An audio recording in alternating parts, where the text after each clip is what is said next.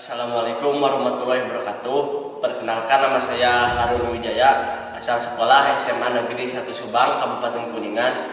Pada kesempatan kali ini saya akan mempraktekkan cara membuat mainan tradisional, yaitu panggalan atau gasing. Panggal adalah permainan yang dibuat dari kayu berbentuk bulat lonjong berkaki paku dengan tali sebagai alat pemutarnya. Meskipun permainan tradisional hingga hari ini juga masih banyak dimainkan di berbagai daerah di Indonesia.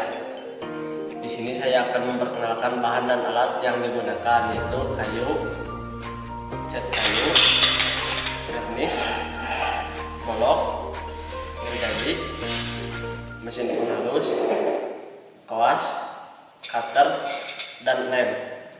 Langsung saja kita buat panggalnya.